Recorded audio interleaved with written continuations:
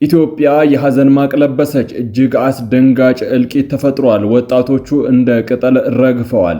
ዝርዝሩ በቆይታችን ይቀርባል። ህወሓት የፌዴራሉ መንግስት ምዕራብ ትግራይን ወረዋል ያላቸውን ታጣቂዎች በአስቸኳይ እንዲያወጣም ማስጠንቀቂያ ያዘለ መልእክት አስተላልፈዋል። ተጨማሪ ዘገባ ይዘነበታል። የኢትዮጵያ ኦርቶዶክስ ተዋሕዶ ቤተክርስቲያን ፓትርያርክ ብፁዕ ቅዱስ አቡነ ማትያስን የገና በዓል እንኳን አደረሳችሁ መልእክት እናሰማችኋለን። ወደ ባህር ማዶ ሻገር ብለን የቬንዙዌላ የቀድሞ ምክትል ፕሬዝዳንትና የአሁኗ ፕሬዝዳንት ለአሜሪካ ያስተላለፉትን የተማጽኖ መልእክት እናሰማችኋለን። ክቡራትና ክቡራን የጥበብ ሚዲያ ቤተሰቦች በዛሬው ቆይታችን እነዚህንና ሌሎችንም ሀገር አቀፍ እንዲሁም ዓለም አቀፍ መረጃዎችን በዝርዝር ወደ እናንተ እናቀርባለን። ጥበብ ሚዲያ በጋዜጠኞች የተመሰረተ ሚዛናዊና ተአማኒ መረጃዎችን በየዕለቱ የሚያደርሳችሁ ገለልተኛ የሚዲያ ተቋም ነው። ለቤቱ አዲስ የሆናችሁ ሰብስክራይብ በማድረግ የደወል ምልክቷን በማብራት የቤቱ አባል ትሆኑ ዘንድ በታላቅ ትህትና እንጋብዛለን። በቅድሚያም የዕለቱን የቢዝነስ ዘገባዎች አስቀድመን ወደ ዝርዝር ዘገባዎቹ እናልፋለን። ጥበብ ሚዲያ የህዝብ ድምጽ ነው። ዛሬ በኢትዮጵያ ንግድ ባንክ አንድ የአሜሪካን ዶላር 151 ብር ከ6 ሳንቲም ተገዝቶ 154 ብር ከ6 ሳንቲም ይሸጣል። ፓውንድ ስተርሊንግ 198 ብር ከ3 ሳንቲም ተገዝቶ 202 ብር ከ3 ሳንቲም እየተሸጠ ሲሆን የአውሮፓ ዩሮ 176 ብር ከ5 ሳንቲም ተገዝቶ 180 ብር ይሸጣል። የስዊዝ ፍራንክ 184 ብር ከ9 ሳንቲም ተገዝቶ 188 ብር ከ6 ሳንቲም እየተሸጠ ነው። የኩዌት ዲናር 484 ብር ከ6 ሳንቲም ተገዝቶ 494 ብር ከ2 ሳንቲም ይሸጣል። የቻይና ዩዋን 21 ብር ተገዝቶ 21 ብር ከ4 ሳንቲም የሚሸጥ ሲሆን የተባበሩት አረብ ኤሚሬቶች ድርሃም 41 ብር ከ2 ሳንቲም ተገዝቶ 42 ብር ከ1 ሳንቲም ይሸጣል። የሳውዲ ሪያል 40 ብር ከ4 ሳንቲም ተገዝቶ 41 ብር ከ2 ሳንቲም በዛሬው ዕለት እየተሸጠ ነው።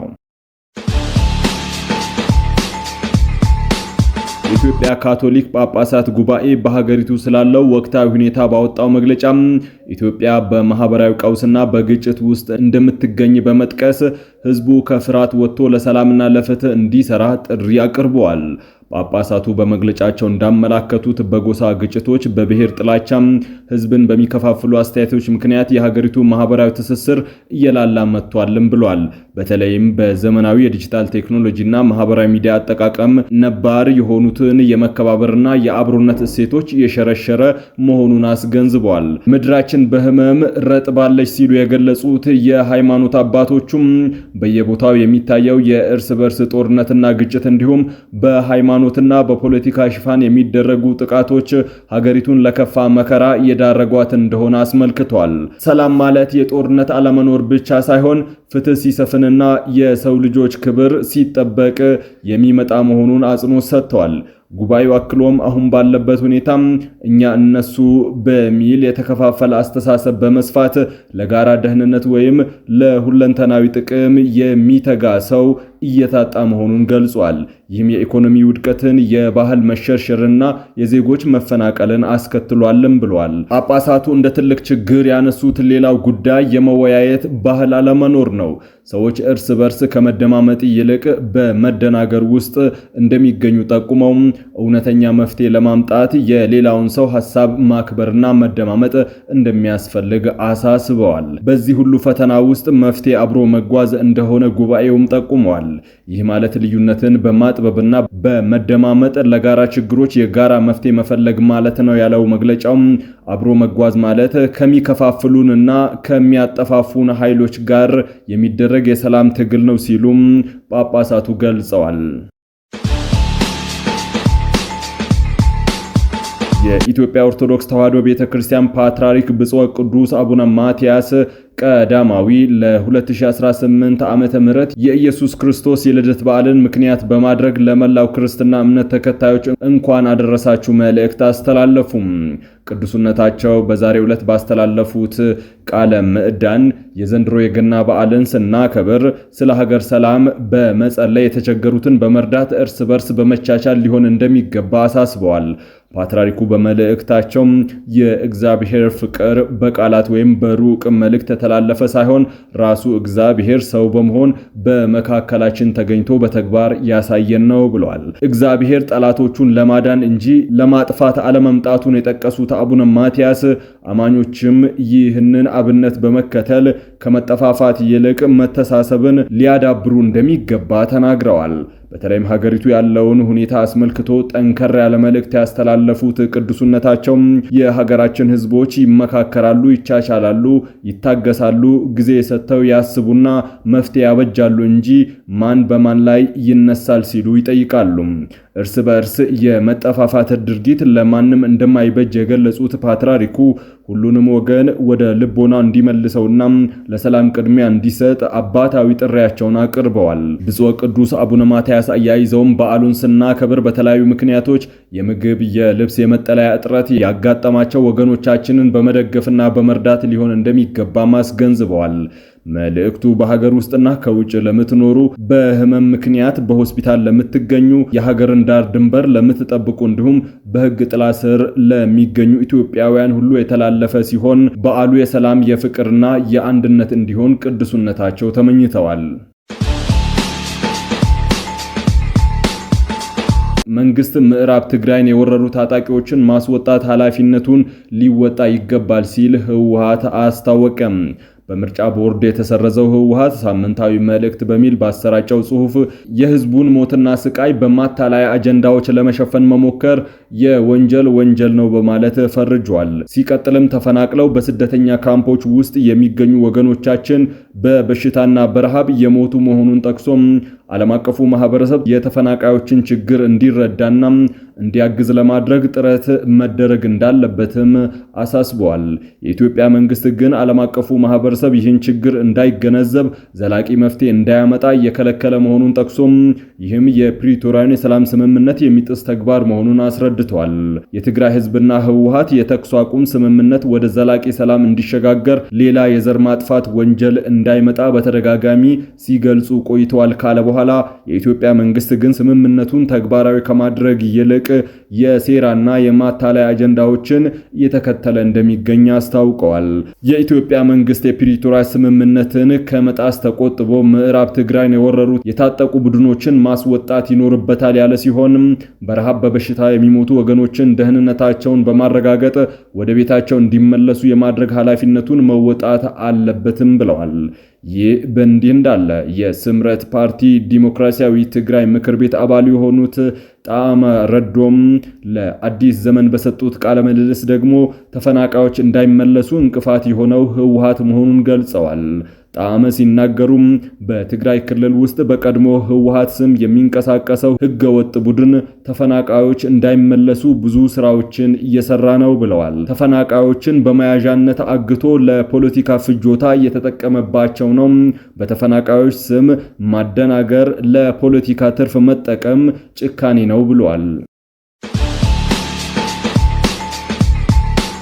ምክር ቤቱ የኢትዮጵያ መገናኛ ብዙሃን ባለስልጣን ዋና ዳይሬክተር ሹመትን አጸደቀ። የህዝብ ተወካዮች ምክር ቤት ባካሄደው 8ኛ መደበኛ ስብሰባ የኢትዮጵያ መገናኛ ብዙሃን ባለስልጣን ዋና ዳይሬክተር ሃይማኖት ዘለቀን ሹመት በሙሉ ድምጽ አጽድቋል። ሃይማኖት ዘለቀ በኢትዮጵያ ብሮድካስቲንግ ኮርፖሬሽን በቀድሞ የመንግስት ኮሚኒኬሽን ጉዳዮች ጽህፈት ቤት እንዲሁም በኢትዮጵያ ዜና አገልግሎት በጋዜጠኝነትና በተለያዩ ኃላፊነቶች አገልግለዋል። በተጨማሪም በአዲስ አበባ ከተማ አስተዳደር ስራ አስኪያጅ ጽህፈት ቤት በምክትል ቢሮ ኃላፊ ማዕረግ የኮሚኒኬሽን ዘርፍ ኃላፊ በመሆንም አገልግለዋል። በሰመራ ከተማ በደረሰ አሰቃቂ የትራፊክ አደጋ የ30 ወጣቶች ህይወት አለፈ። በአፋር ክልል ሰመራ ከተማም ዛሬ ንጋት ላይ በደረሰ እጅግ ዘግናኝ የትራፊክ አደጋ በህገ ወጥ መንገድ ድንበር አቋርጠው ለመሰደድ በመጓዝ ላይ የነበሩ ከ30 በላይ ወጣቶች ህይወታቸው ማለፉ ተሰምቷል። አደጋው የደረሰው ዛሬ ከንጋቱ 11 ሰዓት ገደማ ሲሆን ቁጥራቸው ከ100 በላይ የሚጠጉ ወጣቶችን ጭኖ ሲጓዝ የነበረ ተሽከርካሪ በሰመራ ከተማ ውስጥ እየተገነባ ካለው አዲሱ አደባባይ ጋር በመጋጨቱ ነው። እነዚህ ወጣቶች የተሻለ ህይወትን ፍለጋ በህገወጥ ደላሎች አማካኝነት ወደ ሳውዲ አረቢያ ለመጓዝ ረጅም መንገድን ለመሻገር ጉዞ የጀመሩ ቢሆንም ሳይታሰብ በደረሰው በዚህ አደጋ የብዙዎቹ ጉዞ በሞት ተቋጭቷል።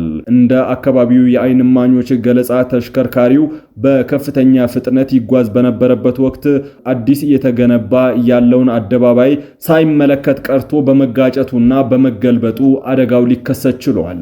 በአደጋው ሕይወታቸው ካለፈ 30 ወጣቶች በተጨማሪ ሌሎች ቁጥራቸው ከፍ ያሉ ተጓዦችም ከባድና ቀላል የአካል ጉዳት የደረሰባቸው ሲሆን በአሁኑ ወቅት በዱብቲ ሆስፒታል የሕክምና እርዳታ እየተደረገላቸው ይገኛል። ይህ አሳዛኝ ክስተት በዜጎች ላይ በተለይም በወጣቶች ላይ እየደረሰ ያለውን የህገወጥ ስደት ሰለባነት ዳግም ለዓለም ያሳበቀ ሲሆን በጭነት መኪናዎች ላይ ያለምንም ደህንነት ተጭኖ መጓዝ የሚያስከትለው አስከፊ መዘዝን አሳይቷል። በአሁኑ ወቅት የጸጥታ አካላት የሕክምና ባለሙያዎች ጉዳት የደረሰባቸውን ወጣቶች ለመርዳት ርብርብ እያደረጉ ሲሆን ስለ አደጋው መንስኤና ስለ ተጓዦቹ ማንነት ዝርዝር መረጃ ለማሰባሰብ ጥረት እየተደረገ መሆኑ ታውቋል። ከባህር ማዶ የመራረጥናቸው ዘገባዎቻችንን ወደ እናንተ ማቅረባችንን እንጀምራለን። የቬንዙዌላ ጊዜያዊ ፕሬዝዳንት ለአሜሪካ መንግስት ትብብር ግብዣ አቀረቡም።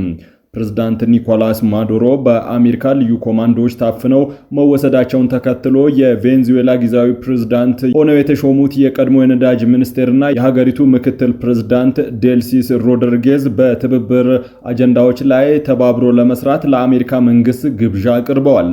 ጊዜያዊ ፕሬዝዳንቷ በማህበራዊ ሚዲያ ላይ በጻፉት የእርቅ ይዘት ያለው መልእክታቸው ቬንዙዌላ ከውጭ ስጋት ነፃ መሆን ትፈልጋለች ያሉ ሲሆን ሀገራቸው ከአሜሪካ ጋር ሚዛና ና በመከባበር ላይ የተመሰረተ ግንኙነት የመመስረት ፍላጎት ያላት መሆኗን ገልጸዋል።